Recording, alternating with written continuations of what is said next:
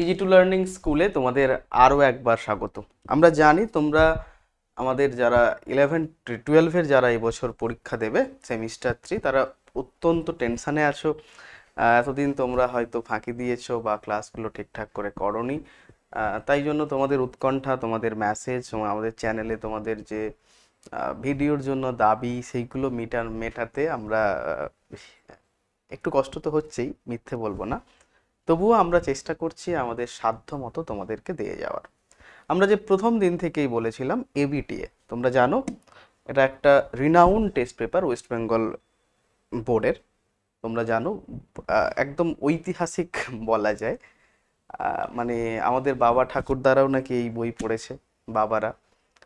তারপর আমাদের দাদা দিদিরাও পড়েছে, আমরাও পড়েছি, এবং আমাদের যারা ইয়ঙ্গার জেনারেশন জেনজি বলো, তারাও কিন্তু এবিটি এর ভরসা কিন্তু এখনো ছাড়ছে না।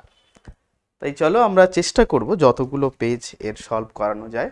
কিন্তু দেখো প্রশ্নের ধরন, অনেকে আমাকে জিজ্ঞেস করো যে স্যার এগুলো করলে কি হবে।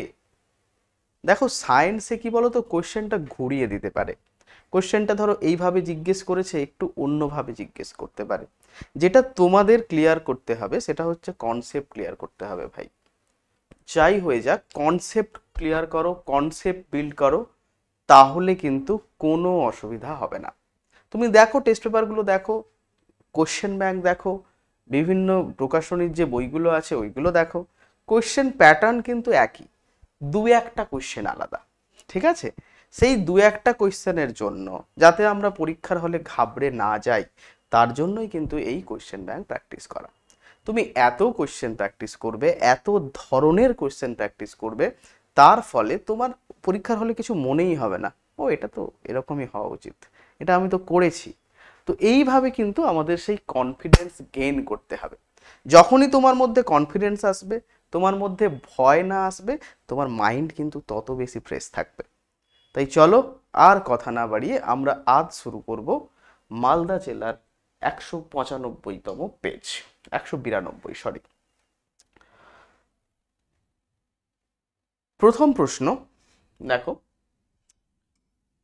ফ্রম, অবশ্যই এটা হবে আমাদের লিকুইড স্টেট স্ট্রাকচার থেকে। এখানে কি বলেছে, লিকুইড স্টেট স্ট্রাকচারে নিচের কোনটি সংখ্যাগত ধর্ম, নিচের কোনটি দ্রবণের সংখ্যাগত ধর্ম। চারটে জানি আমরা, এক হলো অভিস্রবণ চাপ। ঠিক আছে, প্রথম থেকে যদি বলি আমি, বাষ্পচাপের আপেক্ষিক অবনমন, তারপর হিমাঙ্কের অবনমন, স্ফুটনাঙ্কের উন্নয়ন, আর সর্বশেষ হচ্ছে অভিস্রবণ চাপ। চলো এখানে যেই অপশানগুলো আছে, প্রথম অপশন অভিস্রবণ চাপ একদম সঠিক। বাকিগুলো কেন নয় সেটাও কিন্তু আমাদের অ্যানালিসিস করতে হবে, কারণ কোশ্চেন তো এটা নাও আসতে পারে না। তোমরা কোনগুলো কেন নয় সেগুলোও কিন্তু ভাববে।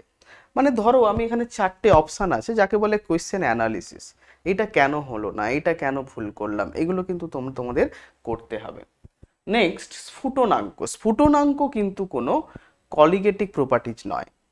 এলিভেশন অফ বয়েলিং পয়েন্ট বা স্ফুটনাঙ্কের উন্নয়ন একটা কলিগেটিক প্রপার্টিজ, তাহলে এটা হবে না। সেরকম বাষ্পচাপ, বাষ্পচাপ কিন্তু কোনো অভিস্রবণ কোনো কলিগেটিক প্রপার্টিজ নয়। এটা শুধুমাত্র দ্রবণের সংখ্যার ওপর ডিপেন্ড করে না, দ্রবণের দ্রাবের সংখ্যার ওপর ডিপেন্ড করে না। It depends on the nature of the solvent, temperature, এইগুলোর ওপর কিন্তু এটা ডিপেন্ড করবে। তাই জন্য কিন্তু এটা আমরা করতে পারবো না। নেক্সট দেখো বাষ্পচাপের অবনমন, এটাও কিন্তু কলিগেটিক প্রপার্টিজ নয়। উত্তর হবে relative lowering of vapour pressure, মানে বাষ্পচাপের আপেক্ষিক অবনমন। ক্লিয়ার? বুঝতে পারলে? নেক্সট কোয়েশ্চেন, নিচের কোন জোড়টি আদর্শ দ্রবণ উৎপন্ন করে না, নিচের কোন জোড়টি আদর্শ দ্রবণ উৎপন্ন করে না। চলো দেখা যাক। দেখো তাহলে আদর্শ দ্রবণ কারা করবে কারা করবে না সেই সম্পর্কে প্রথমে তোমাদের আমি একটু বলি। আদর্শ দ্রবণ, ধরো একটা দ্রবণ কি দিয়ে তৈরি, সলিউট, ধরে নাও সলিউট এ সলভেন্ট বি দ্বারা তৈরি। এবার যখন সলিউটগুলো শুধুমাত্র সলিউট পার্টিকেলের সঙ্গে থাকে তাহলে তাদের মধ্যে একটা ইন্টারাকশন থাকবে, that is solute solute interaction. আবার যখন ওই সলিউট সলভেন্টগুলো যখন নিজেদের মধ্যে থাকে তখন কি ইন্টারাকশন থাকবে, তখন থাকবে সলভেন্ট সলভেন্ট ইন্টারাকশন। এইবার আমি এদেরকে মিক্স করলাম এবং মিক্সিং এর ফলে তারা কি তৈরি করলো, একটা সলিউশন তৈরি করলো। তাহলে সেই সলিউশনের মধ্যে কি ধরনের ইন্টারাকশন কাজ করবে না, সলিউট সলভেন্ট ইন্টারাকশন কাজ করবে। যদি এই দুটো ইন্টারাকশন সমান হয়, যদি এই দুটো ইন্টারাকশন সমান হয় তাহলে কিন্তু এরা একটি আদর্শ দ্রবণ হিসেবে কাজ করবে। যদি এই দুটো ফোর্স এই ফোর্সটার সাথে সমান হয়ে যায়, ইকুয়াল হয়, তাহলে তারা রাউলস ল, বাষ্পচাপের অবনমন সংক্রান্ত, বাষ্পচাপ সংক্রান্ত রাউল্টের সূত্র মেনে চলে। তারা ধনাত্মক বিচ্যুতি ঋণাত্মক বিচ্যুতি কোনোটাই দেখায় না, তাই জন্য তারা হবে আদর্শ দ্রবণ। ক্লিয়ার? এইবার চলো আমাদের যে উদাহরণগুলো আছে সেইটা আমরা দেখি। আমাদের যে উদাহরণগুলো আছে দ্যাট ইজ,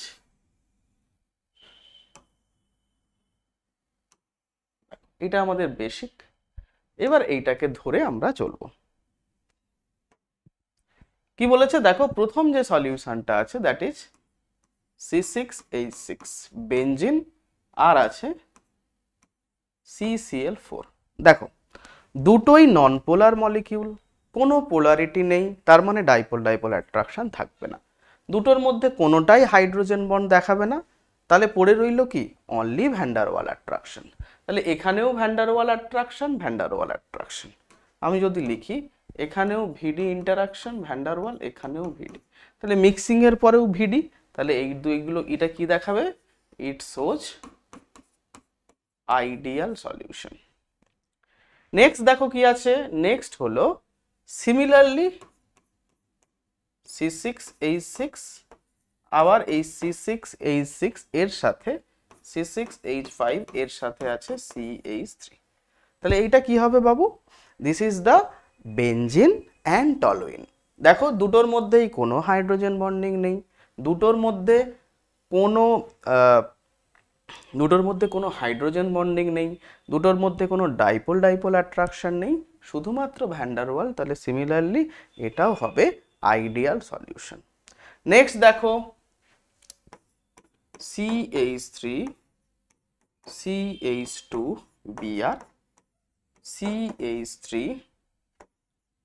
CH2, তাহলে দুটোই কি হবে দেখো, এটাও ডাইপোল ডাইপোল ইন্টারাকশন, যেহেতু ব্রোমিনের ইলেকট্রোনেগেটিভিটি বেশি, গ্রুপ 17-এ আছে, আয়োডিনেরও সেই রকমভাবে ইলেকট্রোনেগেটিভিটির ভ্যালু আছে, অন্তত কার্বনের থেকে বেশি, তাই জন্য এটা কি হবে বলো তো, তাই জন্য এদের যদি মিক্সড করো এদের মধ্যেও সেই ডাইপোল ডাইপোল অ্যাট্রাকশনটা থাকবে, আর যদি সেই ডাইপোল ডাইপোল অ্যাট্রাকশন থাকে মিক্সিং এর পরেও থাকবে, তাহলে এটাও কি হবে, আইডিয়াল সলিউশন। লাস্ট যে অপশন স্যার তাহলে এটাই হবে। দেখো লাস্ট অপশনটা দিয়েছে CH3 COCH3 that is acetone, আর দিয়েছে CCl4। এখনই বললাম এটাতে শুধুমাত্র ভ্যান্ডারওয়াল অ্যাট্রাকশন কাজ করবে, বাট এটাতে ডাইপোল ডাইপোল অ্যাট্রাকশন কাজ করবে। কেন কি, সি ডবল বন্ড ও বন্ডটা হচ্ছে পোলার। এইবার যখন তুমি ওদেরকে মিক্স করবে দুটো অ্যাসিটোন মলিকিউলের পাশাপাশি কি চলে আসবে বলতো, একটা করে বা অ্যাসিটোনের মলিকিউলগুলোর মধ্যে আমাদের কার্বন টেট্রাক্লোরাইড CCl4 চলে আসবে। As a result dipole dipole অ্যাট্রাকশনটা কিন্তু তুলনামূলকভাবে ডাইলুশনের জন্য কমে যাবে। আর যদি ডাইপোল ডাইপোল অ্যাট্রাকশন রিডিউস করে তাহলে দেখো অ্যাট্রাকশন সলিউট সলিউটের থেকে, সলভেন্ট সলভেন্টের থেকে যে সলিউট সলভেন্টের ইন্টারাকশন হচ্ছে সেইটা কম হচ্ছে, অ্যাজ আ রেজাল্ট আমরা কি বলতে পারি, এর কিন্তু ইন্টারাকশন সমান থাকছে না, এটা হবে নন আইডিয়াল সলিউশন। কি লিখবো এটাকে আমরা? এটাকে আমরা লিখবো নন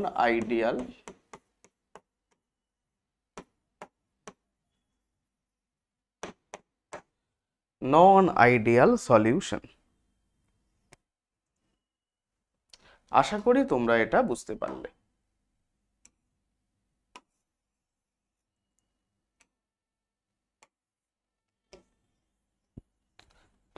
তাহলে উত্তর হবে অপশন নম্বর ডি। ঠিক আছে,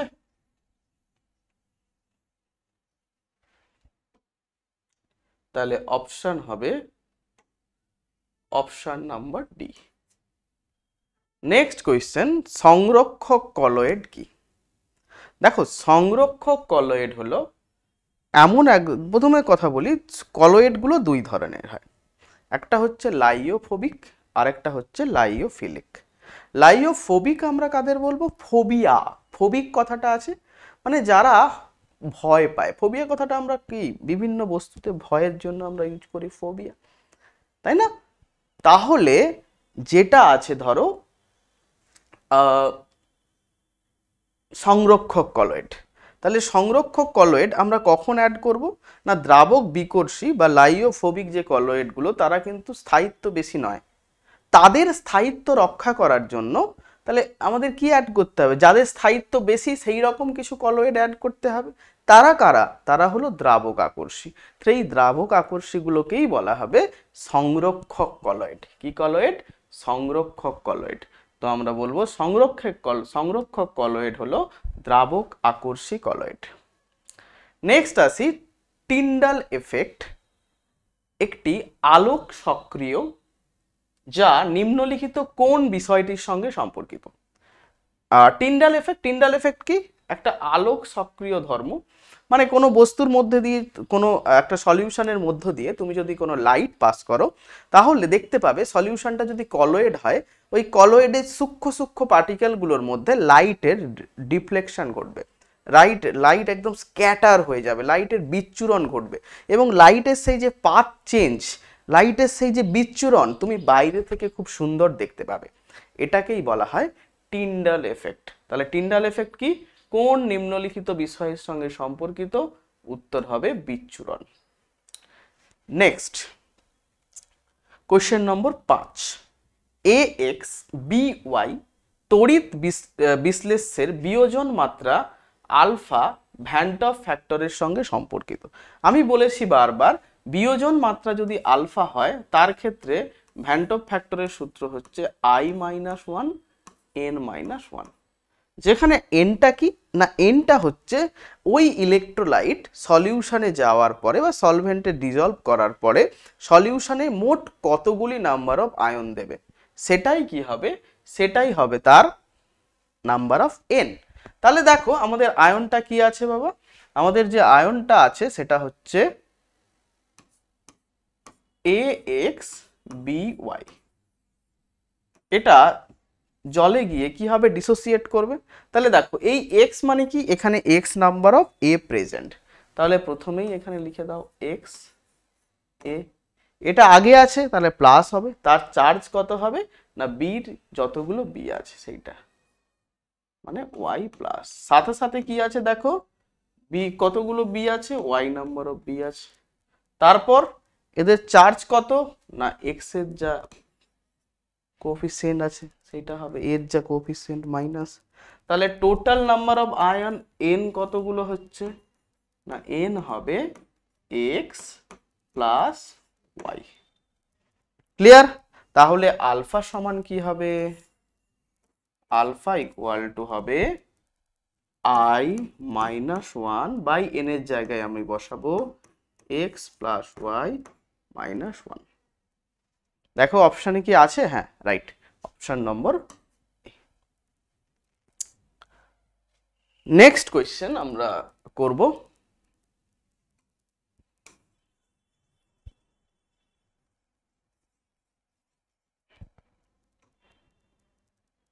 একশো গ্রাম জলে 0.684 গ্রাম চিনি মিশ্রিত করা হলে দ্রবণের হিমাঙ্কের অবনমন হয় 0.037 ডিগ্রি সেলসিয়াস, তাহলে জলের হিমাঙ্ক অবনমন ধ্রুবকের মান কত? আমরা কি জানি? আমরা জানি হিমাঙ্কের অবনমন delta T F equal to K F into M. ঠিক আছে, তাহলে দেখো ডেল্টা টি এফ এর ভ্যালুটা দেওয়া আছে 0.037, বসিয়ে দাও। কে এফ এর ভ্যালুটা কত আছে? কে এফ এর ভ্যালু আছে, কে এফটা আমাকে ক্যালকুলেট করতে হবে, ঠিক আছে, ইনটু দেওয়া আছে এম। এম কি আছে দেখো, এম তো আমরা মোলারিটি বের করব, কি আছে ওয়েট গিভেন, ওয়েট গিভেন কত 0.684 বাই মলিকুলার মাস দিয়ে ভাগ করতে হবে, যেটা হচ্ছে 342। দেখো ইনটু কি হবে 1000 গ্রাম, ঠিক আছে। কত গ্রাম জলে আছে দেখো, 100 গ্রাম জলে দ্রবীভূত আছে। তাহলে যেহেতু এটা গ্রামে আছে তাই জন্য কিন্তু মোলারিটির ডেফিনেশন কি? মোলারিটির ডেফিনেশন হলো বলো না গো, মোলারিটি 1 কেজি পার কেজি, তাহলে আমাকে উপরে 1000 দিয়ে গুণ করতে হবে। তাহলে দেখো কি হবে, 1000 যেহেতু আছে 1000টাকে তুলে দাও, দশমিকটা উঠে গেল, কাটাকাটি করো, হয়ে যাবে 2। তাহলে 2 যদি কাটাকাটি করে এখানে চলে আসবে আমাদের 3.7 ইকুয়াল টু KF ইন্টু 2। দেখো এটা আমি গুণ করে দিয়েছি, তাহলে দশমিক 2 ঘর সরে যাবে, তাহলে KF ইকুয়াল টু কি হবে রে? KF ইকুয়াল টু হবে 3.7 বাই 2। তাহলে কাটাকাটি করো, 1.85। তাহলে কি হবে 1.85। ইউনিট কি হবে দেখো, KF এর unit kelvin kg mole inverse. তাহলে দেখো অপশন যা, ইউনিট তো সবই ভুল আছে, তাহলে 1.85, আনসার হবে 1.85। আশা করি তোমরা বুঝতে পারলে। নেক্সট কোয়েশ্চেন, 25 ডিগ্রি সেলসিয়াস উষ্ণতায় জলের বাষ্পচাপ দেওয়া আছে, কত দেওয়া আছে? 23.55 মিলিমিটার। 100 গ্রাম জলে 6 গ্রাম ইউরিয়া দ্রবীভূত করলে ওই দ্রবণের বাষ্পচাপ কত হবে? কি করেছে না, 100 গ্রাম জলে 6 গ্রাম ইউরিয়া দ্রবীভূত করেছে, তাহলে ওই দ্রবণের বাষ্পচাপ কত হবে? এটা হলো আমাদের question.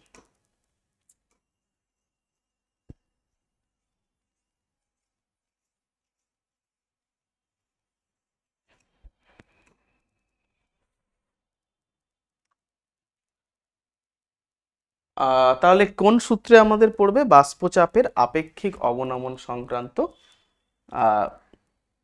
Colligative properties, relative lowering of vapour pressure. Equation কি হয় না আমরা জানি, এর ইকুয়েশন হবে বাষ্পচাপ, বিশুদ্ধ বাষ্পচাপ বাই দ্রবণের বাষ্পচাপ বাই P0 ইকুয়াল টু কি হয়ে যাবে, মোল fraction of the solute. Clear? তাহলে এটাকে আমরা কিভাবে লিখতে পারি? এটাকে আমরা লিখতে পারি N2 by N1 plus N2। চলো এবার দেখো ভ্যালুগুলো কি কি দেওয়া আছে। P0 এর ভ্যালুটা কত দেওয়া আছে? P0 এর ভ্যালুটা দেওয়া আছে 23.55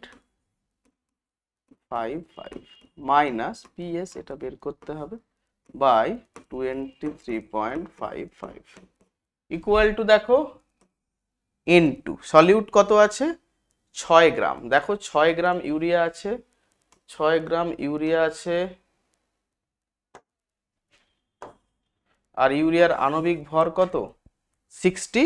তাহলে মোল সংখ্যা কত হবে? 6/60, যার ভ্যালু হবে 0.1। ক্লিয়ার? তাহলে N2 এর জায়গায় আবার বসিয়ে দাও 0.1।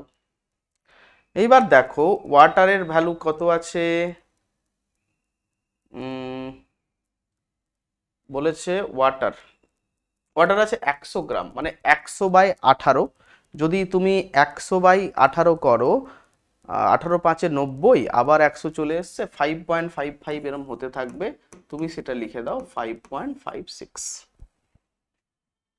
তাহলে দেখো এখান থেকে আমরা ভ্যালুটা কি পাচ্ছি, ভ্যালুটা পাচ্ছি 23.55 minus PS by 23.55 equal to হয়ে যাবে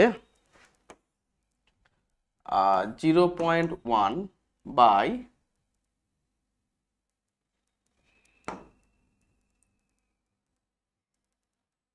5.66।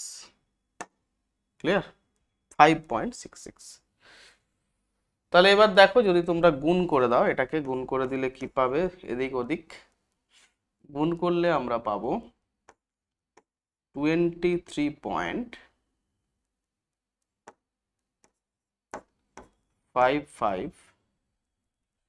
আচ্ছা একটা কাজ করি, দশমিকটা আমি এক ঘাট তুলে দিই, এইদিকে দশমিকটা এইখানে নিয়ে চলে আসে, এইটা তুলে এখানে দিয়ে দিই।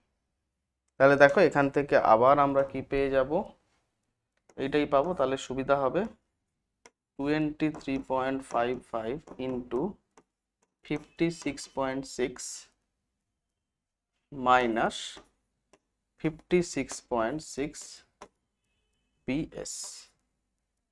ক্লিয়ার? তাহলে দেখো এখান থেকে আমরা কি পাবো, এখান থেকে আমরা পাবো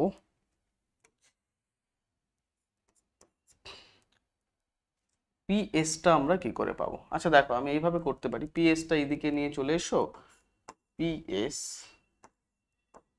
সমান হয়ে যাবে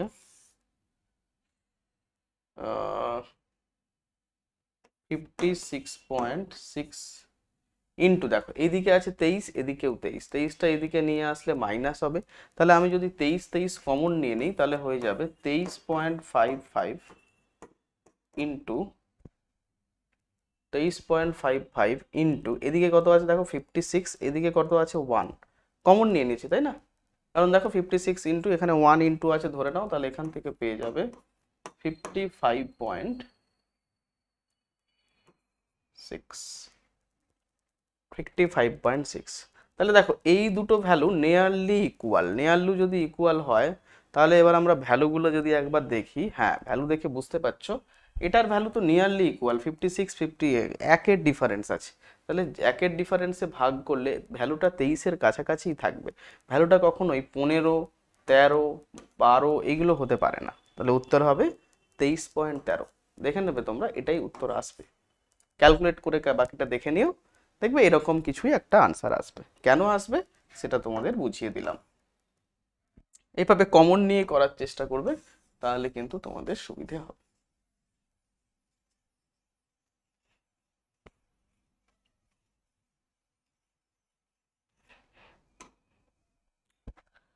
নেক্সট বলেছে জলে তেল ইমালশন জাতীয় ইমালশনের উদাহরণ দাও।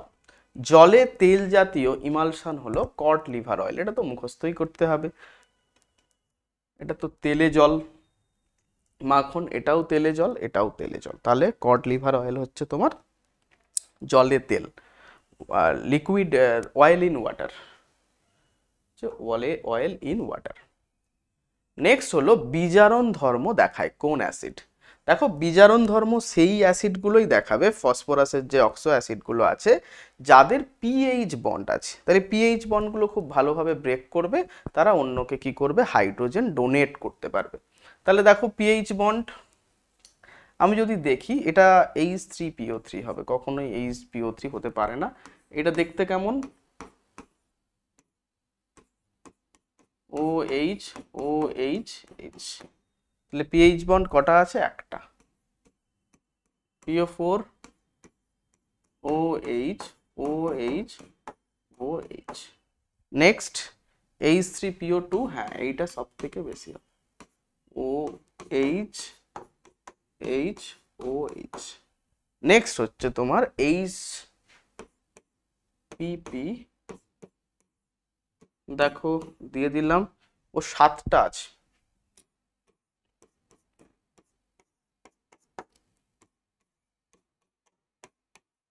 তাহলে আরেকটা কি হবে, আরেকটা অক্সিজেন যে আছে সেটা এইভাবে পিওপি বন্ডের মাধ্যমে আছে। তাহলে আমরা দেখতেই পাচ্ছি পিএইচ বন্ড সব থেকে বেশি আছে এটাতে, দুটো পিএইচ বন্ড আছে, তাই জন্য এটা কি হবে, হাইলি রিডিউসিং এজেন্ট। উত্তর হবে H3PO2। নেক্সট, তরল অ্যামোনিয়া হিমায়ক হিসেবে ব্যবহার করা হয়। হিমায়ক মানে কি, হিমায়ক মানে যেগুলো ঠান্ডা করার কাজে ব্যবহার করা হয়, কোনো কিছুকে ঠান্ডা রাখার জন্য ব্যবহার করা হয়। কেন ব্যবহার করা হয়, এর দ্বিমেরু ভ্রামক বেশি, এর সাথে এর কোনো সম্পর্কযুক্ত নেই। বাষ্পীভবনের লিনতাপ যথেষ্ট বেশি, রাইট। যে বাষ্পীভবন হতে পারবে না তার কি হবে, সে ওই ফর্মেই থাকতে চাইবে, তার কি হবে, হিমায়ক রূপে ভালোভাবে কাজ করবে। অ্যামোনিয়া ক্ষারধর্মী, এটাও কোনো ক্যারেক্টারিস্টিক নয়, অ্যামোনিয়ার স্থায়িত্ব বেশি, এটাও নয়। তাহলে অপশন এলিমিনেশন করে আমরা বলতে পারছি বাষ্পীভবনের লিনতাপ কিন্তু যথেষ্ট বেশি, তাই জন্যই কিন্তু এটা হয়। বাকি ক্যারেক্টারিস্টিক্সগুলো এই প্রপার্টি নির্ণায়ক হিসেবে কাজ করে না। চলো আমরা 10টা কোয়েশ্চেন কিন্তু দেখতে দেখতে করে ফেললাম।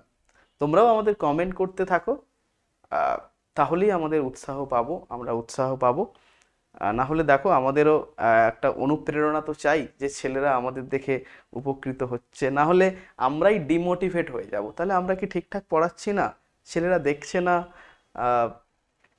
তাহলে যারা ওই এডুকেশনের নামে ধরো খিল্লি করে বেড়াচ্ছে, কেউ স্টুডেন্ট কেউ একটা খিস্তি মেরেছে, কিছু একটা উল্টোপাল্টা বলেছে কমেন্টে, সেটাকে দিয়ে 10টা রিল বানাচ্ছে, সেইগুলোতে ধরো পুরো 100 200 1000 2000 50,000 ভিডিও, আর আমরা একদম মানে একদম পিওর এডুকেশন দিয়ে যাচ্ছি, যেখানে কোনো ফাজলামি নেই, কোনো কি বলা যায় অন্য কিছু আমরা কিছু করি না, কোনো আমরা কমেডিয়ানও নই, আমরা জাস্ট পড়িয়ে যাচ্ছি, ঠিক আছে। তো আমাদের কি সাথে স্টুডেন্টরা নিচ্ছে না, তাই জন্য আমরাই কি না ডিমোটিভেট হয়ে যাই। তাই তোমরা দেখতে থাকো ভিডিওটা, বন্ধুদের সাথে শেয়ার করো, তাহলে আমরা কনফিডেন্স পাবো।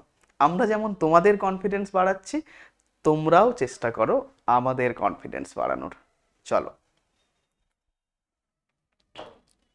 দেখো, প্রথম প্রশ্নগুলো করতে না একটু সময় লাগে, কেন বলো তো, কারণ এগুলো একটু ফিজিক্যালের অঙ্ক টঙ্ক থাকে, যেগুলো করতে একটু সময় লাগে, এরপরে কিন্তু আমাদের সুবিধা হবে, তাড়াতাড়ি হবে, তাই ঘাবড়ে যেও না। তখন দেখবে প্রথম 7টা করতেই আমার 30 মিনিট লেগে গেছে, বাকি 35টা আমি কিভাবে করব, অনেক তো বেশি না, এরকম কোনো ভাব নয়, প্রথমগুলো একটু টাইম নেবে, পরেরগুলো জলদি হয়ে যাবে, কোনো অসুবিধা নেই। দেখো এটাই আমরা 1 ঘন্টার মধ্যে শেষ করব।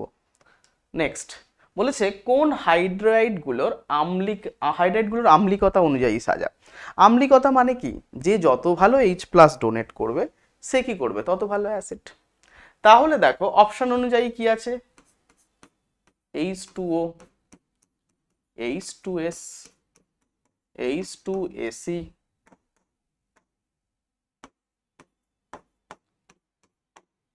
H2PO।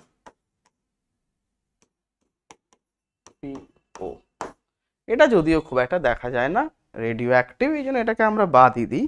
তাহলে বাকি অপশানগুলো যদি আমরা দেখি, বাকি অপশানগুলোর মধ্যে তুমি দেখতে পাবে OH2O, সে কেন H+ রিলিজ করতে চাইবে, রিলিজ করবে না, কারণ বন্ডটা অত্যন্ত স্ট্রং। তারপর এটা সব থেকে উইক বন্ড কার, অপশান অনুযায়ী এটার। তাহলে এটার H+ যে বন্ডটা খুব তাড়াতাড়ি ব্রেক করতে পারবে, সে বেশি মাত্রায় সলিউশনে H+ দিতে পারবে, তাহলে কি হবে, তার অ্যাসিডিক ক্যারেক্টারও বেশি হবে। তাহলে the order will be H2O সব থেকে কম, H2S, H2 selenium, H2 tellurium, এই হচ্ছে অর্ডার। এইটা কিন্তু অনেকবার পরীক্ষাতে আসে। Option number C. নেক্সট হচ্ছে SF4 এর গঠন আকৃতি দেখাও। দেখো গঠন আকৃতি দেখার জন্য আমি চিরকাল ভাই একটু পুরোনো দিনের মানুষ, আমার একটু পুরোনো জিনিস বলতেই ভালো লাগে। আমরা কি করি, ওইটাকে আমরা তোর বানিয়ে নিই আর কি, ঠিক আছে, হাইব্রিডাইজেশন করে। কি বলেছে, SF4, তাহলে এর হাইব্রিডাইজেশন নাম্বার বের করো, কি হবে, হাফ ইন্টু সেন্ট্রাল অ্যাটমকে সালফার, তার অ্যাটম ইলেকট্রন সংখ্যা কত 6, তারপর মনোভ্যালেন্ট কত আছে 4, সেখান থেকে আমরা কি পেয়ে যাব 5। তাহলে কি হবে হাইব্রিডাইজেশন নম্বর 5। তাহলে হাইব্রিডাইজেশন কি হবে sp3d 5 হয়ে গেল। স্ট্রাকচার কেমন হবে জিওমেট্রি হবে টিবিপি। টিবিপি মানে একটা ট্রাইগোনাল প্যানার থাকবে, মাঝখানে সালফার থাকবে, তারপর এগুলো হচ্ছে ইকুইটোরিয়াল বন্ড, এগুলো হচ্ছে অ্যাক্সিয়াল বন্ড। তাহলে আমরা জানি আমাদের ইলেকট্রন সব সময় লোন পেয়ার একটা থাকবে, কারণ স্টেরিক নাম্বার 5, কিন্তু বন্ড পেয়ার কতগুলো আছে 4টে, একটা লোন পেয়ার থাকবে। আর লোন পেয়ার এই পজিশনে সবসময় কোথায় থাকবে ইন ইকুইটোরিয়াল পজিশন, কারণ যদি ইকুইটোরিয়াল পজিশনে থাকে তাহলে বন্ড পেয়ার লোন পেয়ার রিপালশনটা কিন্তু কম হবে। ঠিক আছে, এইখানে থেকে গেল বাকি আমাদের এফ এফ এফ এফ। দেখো যখন আমাদের সেভ বলবে তখন আমরা এটাকে কিন্তু আর ধরবো না লোন পেয়ারটাকে। তাহলে দেখো বাকি কে পড়ে থাকলো, বাকি যেটা থাকলো দেখো একটা সেই বাগানের পার্কের মতো লাগছে না, আমরা পার্কে এরকম দেখি না, পার্কে যখন ঘুরতে যাই আমরা এরকম দেখি না, একটা বেঞ্চ থাকে, এরকম একটা বেঞ্চ থাকে, দুদিকে দুজন থাকে, এইখানে একজন বসে থাকে, এদিকে একজন বসে থাকে, একবার এ নামবে একবার এ উঠবে, এরকম ব্যাপারটা না, এটাকে আমরা কি বলবো সিস, কি বলবো সিস। ঠিক আছে, তাহলে স্ট্রাকচারটা কি সিস।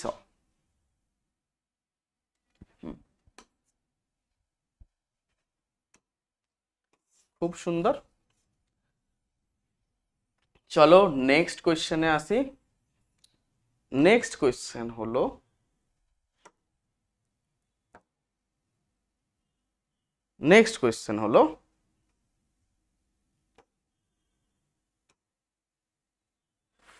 HF HCl এর থেকে অ্যাসিড ধর্ম হ্যাঁ একদম কম, রাইট। HF বন্ডটা কি, H হচ্ছে হাইলি, F হচ্ছে হাইলি ইলেকট্রোনেগেটিভ, তাহলে সে কি চাইবে এর ইলেকট্রনগুলোকে ছাড়বে, নিজের দিকে টানবে, যদি টেনে নেয় তাহলে কি হবে স্ট্রং বন্ডিং হবে, তাহলে এ কিন্তু H+ কে ছাড়তে চাইবে না। প্রক্ষান্তরে HCl এর ক্ষেত্রে তুলনামূলক কম, খুবই ভালো। এখানে কিন্তু উল্টোটা দেওয়া আছে, তাহলে 1 নম্বর বক্তব্যটা ভুল।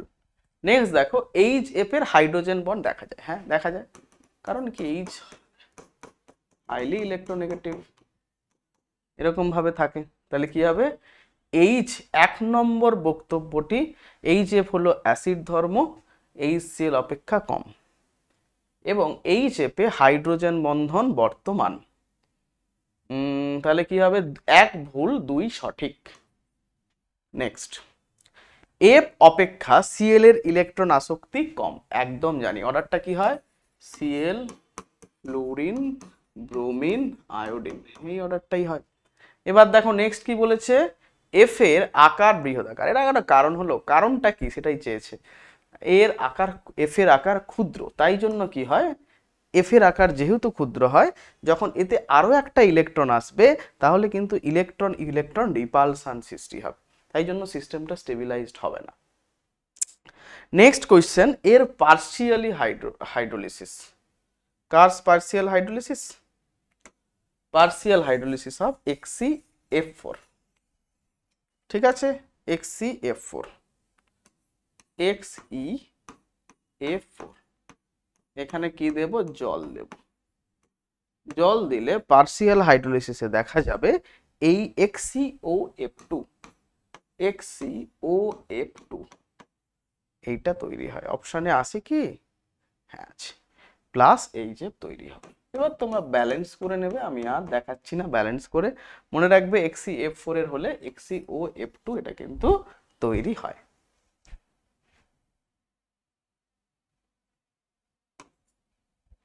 নেক্সট নিষ্ক্রিয় গ্যাসগুলির রাসায়নিকভাবে সক্রিয় হওয়ার কারণ, নিষ্ক্রিয় গ্যাসগুলির রাসায়নিকভাবে সক্রিয় হওয়ার কারণ এদের যোজ্যতা কক্ষে ইলেকট্রন বিন্যাসের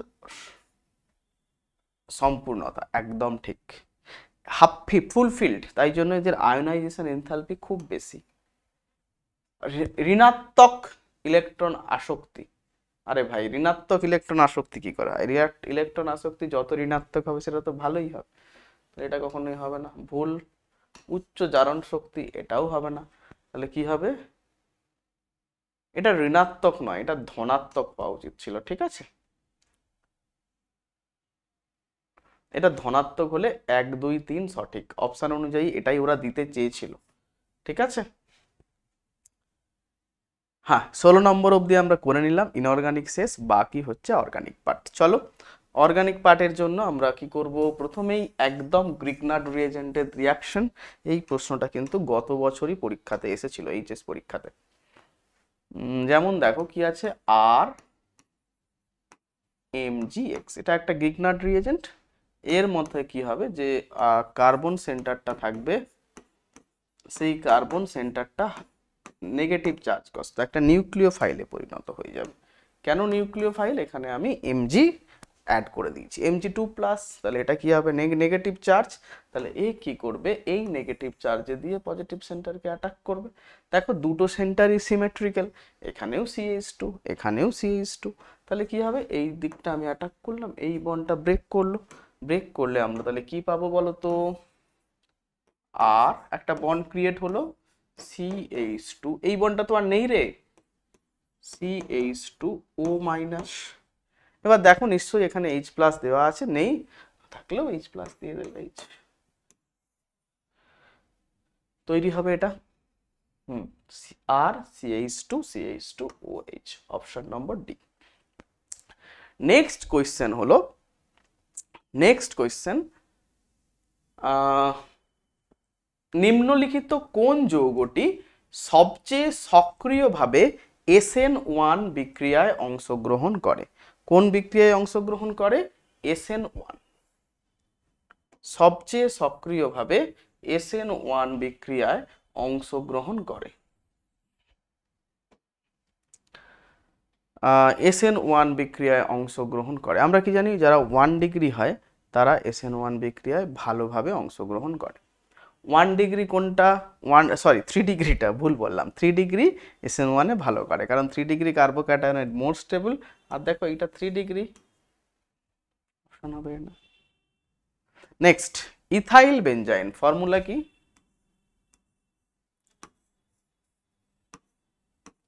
CH2CH3 বলেছে, এইটাকে রিয়াকশন করবে NBS দ্বারা।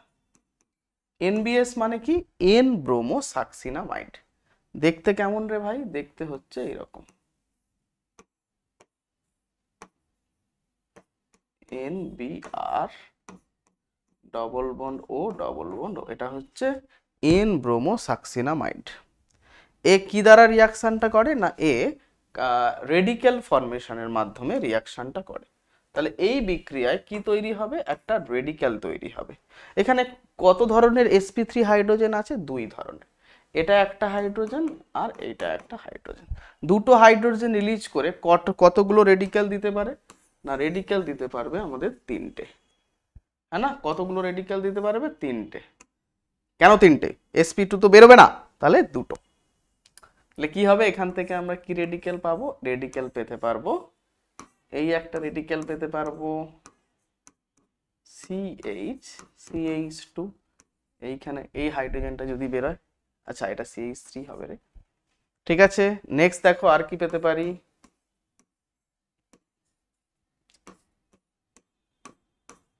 CH2 এই radical. First radical is resonance stabilised. দেখো এটা কিন্তু বেনজিন রিং এর সাথে রেজোনেন্স করতে পারবে। আচ্ছা, এটাকে আমরা কিন্তু ডবল সাইন দিতে পারি না। আচ্ছা, পুরো ব্রেক করে গেল,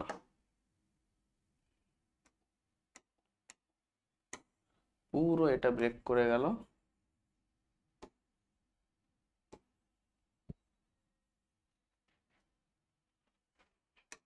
এটা আমাদের এইভাবে করতে হবে, ঠিক আছে?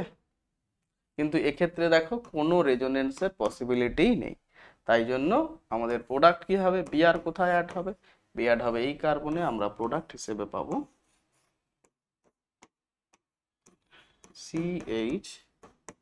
CH3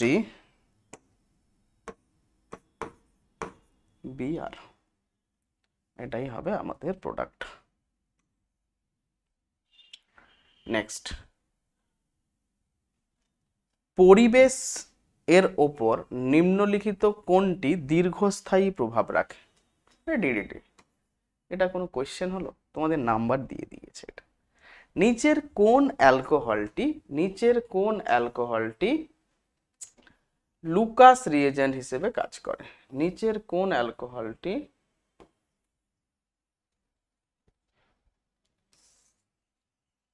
লুকাস রিএজেন্টের সাথে দ্রুত কাজ করে? আমরা জানি লুকাস রিএজেন্ট কি, ZnCl2 এবং হচ্ছে কনসেন্ট্রেটেড HCl এর মিক্সচার। তাহলে তারা 3 ডিগ্রির সাথে ফাস্ট রিয়াকশন করে 3 ডিগ্রি অ্যালকোহলের সাথে। তাহলে দেখো আমাদের 3 ডিগ্রি অ্যালকোহল কোনটা? প্রথমে আছে বিউটান 1 তাহলে CH3 CH2 CH2 CH2 OH, এটা কি বিউটানল। নেক্সট দেখো বিউটান 2 CH3 CH OH CH2 CH3, এটা হচ্ছে তোমার 1 ডিগ্রি, এটা হচ্ছে 2 ডিগ্রি। 3 ডিগ্রি আমরা এখনো পাইনি। প্রোপান 1 প্রোপান মানে 1 2 3, হ্যাঁ প্রোপান 1 হয়ে গেছে। OH সাথে আছে এটা প্রোপান 1, এটাও নয়। লাস্ট দেখো 2 মিথাইল প্রোপান 2 2 মিথাইল প্রোপান 2। আচ্ছা প্রোপান হয়ে গেল, একটা মিথাইল OH, এটা দেখো 3 ডিগ্রি, তাহলে এটা সব থেকে ফাস্ট দেবে। তোমরা যদি কোশ্চেন আনসার করার রেশিওটা দেখো প্রথম আমাদের 7টা কোশ্চেন করতে লেগেছিল প্রায় 30 মিনিট, বাকি এখন হলো 12 মিনিটে আমরা কোশ্চেন নাম্বার চলে গেলাম 22-এ। তাহলে এইভাবে কিন্তু স্পিডটা ইনক্রিজ করবে, কোনো চাপ নেওয়ার দরকার নেই, সুন্দরভাবেই টাইমলি শেষ হবে। নেক্সট, 300 ডিগ্রি সেলসিয়াস উষ্ণতায় কপার অনুঘটকের উপস্থিতিতে টারসিয়ারি বিউটাইল অ্যালকোহল কি প্রোডাক্ট দেবে? এটা হবে এলিমিনেশন রিয়াকশন হবে। তাহলে এখান থেকে জল এলিমিনেট করবে অ্যাট 300 ডিগ্রি সেলসিয়াস। তাহলে জল কোথা থেকে বেরোবে? একটা OH বেরোবে, একটা H বেরোবে, আর একটা এটা বেরিয়ে যাবে OH। তাহলে এখান থেকে কি হয়ে যাবে? CH3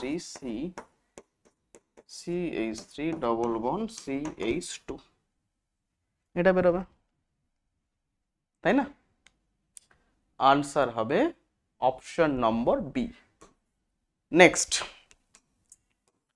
নেক্সট বলেছে অর্থোনাইট্রোফেনল প্যারানাইট্রোফেনল অপেক্ষা প্যারানাইট্রোফেনলের আম্লিকতা বেশি কেন? একটাই কারণ। কি কারণ বলে দিই। অর্থোনাইট্রোফেনল দেখতে কেমন? OH NO double bond O, দেখতে কেমন রে ভাই? এইভাবে থাকে। এই যে হাইড্রোজেন বন্ড, যদি ওখান থেকে হাইড্রোজেনটা বেরিয়ে যায়, এই হাইড্রোজেন বন্ডটা নষ্ট হয়ে যাবে, এই যে চিলেট ফর্মেশন হয়েছে সেটাও নষ্ট হয়ে যাবে। এ তো ওটা হতে দিতে চাইবে না, তাই জন্য এর আম্লিকতা কম, ডিউ টু অন্ত আণবিক, একই মলিকুলে হচ্ছে না, ইন্ট্রা। তো এটা হবে ইন্ট্রা। নেক্সট, ফেনল, ক্লোরোফর্ম এবং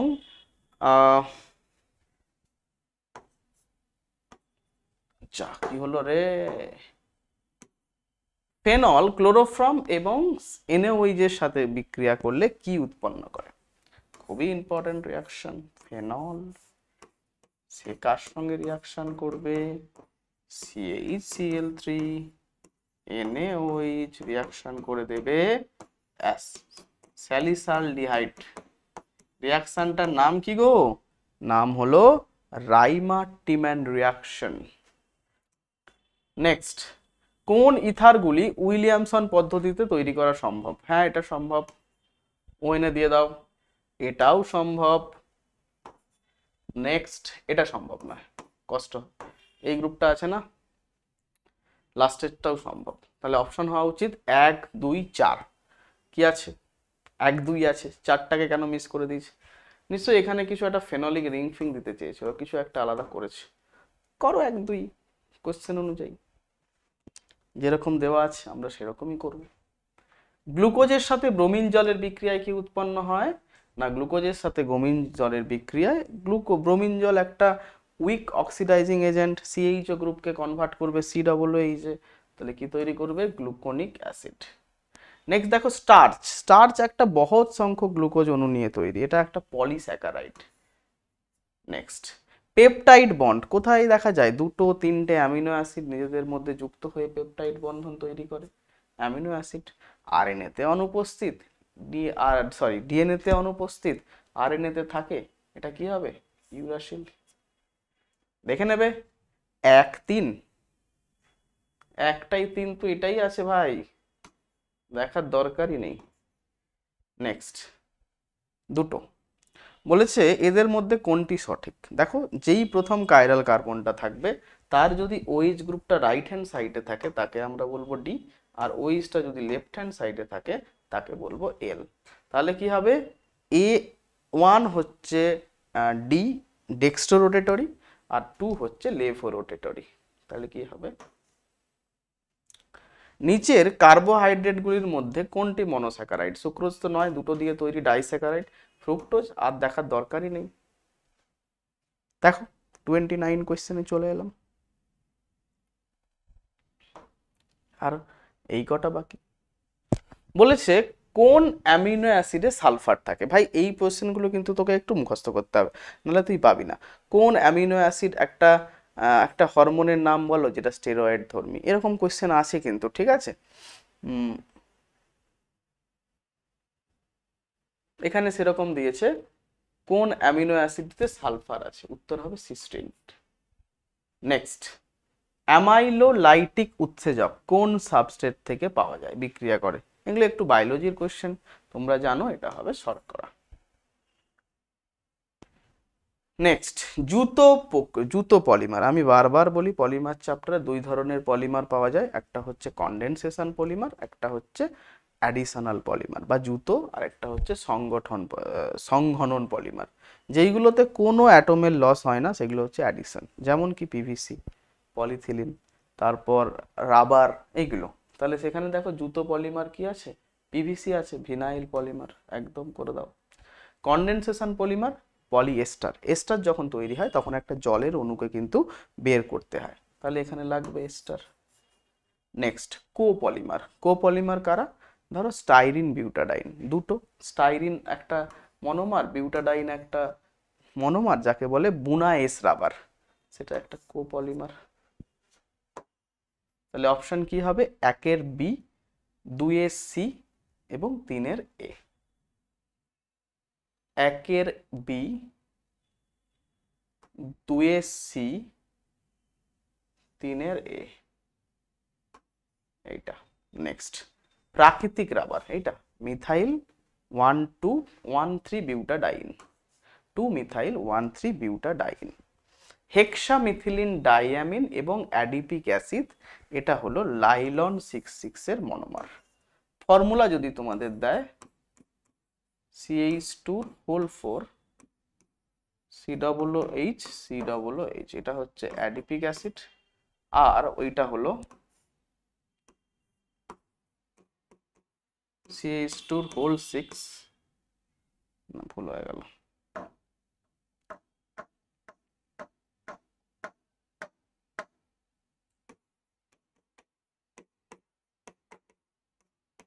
এটাকে 4 দিয়ে দাও, CH2NH2। এই যে অ্যামাইডটা ফর্ম হবে এটা হচ্ছে তোমাদের লাইলন 6,6, এটা হচ্ছে হেক্সামিথিলিন ডাইয়ামিন, এটা হচ্ছে তোমাদের অ্যাডিপিক অ্যাসিড। নেক্সট হচ্ছে কোনটি একটি জৈব পচনশীল পলিমার?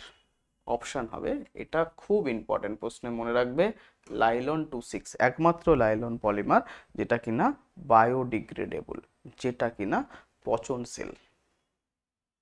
দেখো 50 মিনিটের মধ্যে পুরো কোয়েশ্চেন উইথ এক্সপ্লেনেশন হয়ে গেল। তাই তোমরা যদি ঠিকঠাকভাবে পড়াশুনো করো না, এই একটা কেমিস্ট্রির এক্সাম দিতে 35টা এমসিকিউ করতে ম্যাক্সিমাম সময় লাগবে পার কোয়েশ্চেন 2 মিনিট। যদি পার কোয়েশ্চেন তুমি 2 মিনিট দাও, তোমার সময় লাগবে 70 মিনিট। ঠিক আছে, এবার পার কোয়েশ্চেন পলিমারের কোয়েশ্চেন তুমি জানলে পারবে, না জানলে পারবে না। ইনঅর্গানিকের কিছু কোশ্চেন তুমি জানলে পারবে, না জানলে করবে না। অর্গানিকের কিছু হয়তো মেকানিজম দিয়ে করতে হতে পারে, একটু আমি সময় দিলাম। আর লাস্ট যেটা আছে সেইটা হলো তোমাদের ফার্স্ট যে 7টা 8টা কোশ্চেন থাকবে, কিছু ম্যাথ থাকবে, ওই জায়গাগুলো কিন্তু তোমাদের ভালো করে প্র্যাকটিস করতে হবে। চলো সকলেই ভালো থাকো, সুস্থ থাকো, এবং আরও একবার তোমাদের দেখাই ABTA, all Bengal teacher association, এইটা কিন্তু তোমরা পুরোটাই করার চেষ্টা করবে। একদম যতগুলো চ্যাপ্টার আছে ততগুলোই করবে। আশা করি আমরাও ঠকিনি, তোমরাও ঠকবে না। চলো ভালো থেকো, সুস্থ থেকো, আবার দেখা হবে পরবর্তী কোনো একটা ভিডিওয়। নমস্কার।